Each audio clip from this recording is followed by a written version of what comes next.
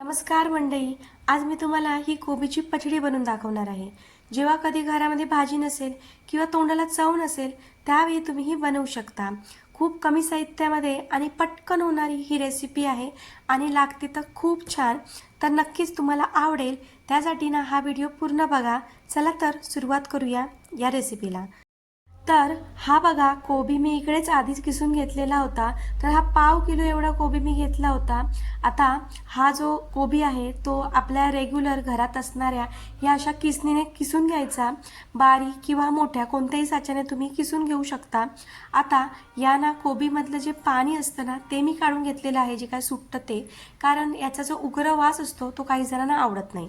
आता या कोबीमध्ये आपण घालणार आहोत 2 चमचे शेंगदाण्याचा कूट। शेंगदाण्याचा कूट करायच्या अगोदर शेंगदाणे खरपूस असे भाजायचे आणि त्यानंतर मिक्सरला जाडसर असे फिरवून घ्यायचे, म्हणजे शेंगदाण्याचा कूट आपला तयार होतो।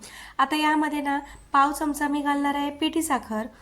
थोडीशी चिरलेली कोथिंबीर इकडे घालायची आहे, त्यामुळे चव चांगली येते या पचडीला। इकडे तुम्ही ना कोबी बरोबर गाजर, काकडी या देखील भाज्या वापरू शकता, त्याची देखील पचडी खूप छान होते।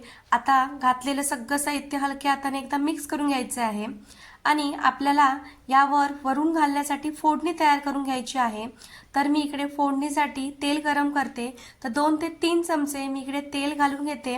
आता तेल चांगलं गरम झालं की यामध्ये अर्धा चमचा घालू मोहरी। मोहरी तेलात घातल्यानंतर छान अशी मोहरी आधी तडतडू द्यायची।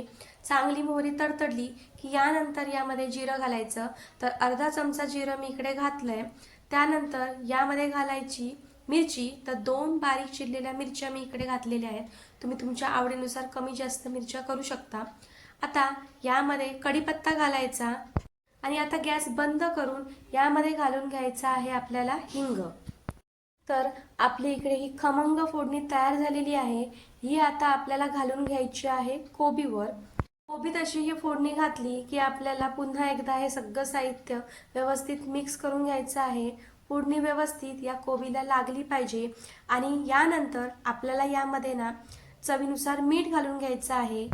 त्याचबरोबर इकडे अर्ध्या लिंबाचा रस आपल्याला घालून घ्यायचा आहे। या पचडीमध्ये लिंबाचा रस आणि मीठ ज्यावेळी तुम्ही जेवायला बसणार असाल ना त्याच्या 5 मिनिट अगोदर घालून घ्यायचं, नाहीतर याला पचडीला पाणी सुटतं। तर इकडे आपली पचडी बनून तयार झालेली आहे। नक्की करून बघा, तुम्हाला नक्की आवडेल। मग ही रेसिपी आवडली असेल तर रेसिपीला लाईक करा, शेअर करा आणि अशाच नवनवीन रेसिपींसाठी चॅनलला माझ्या सबस्क्राईब करा। धन्यवाद।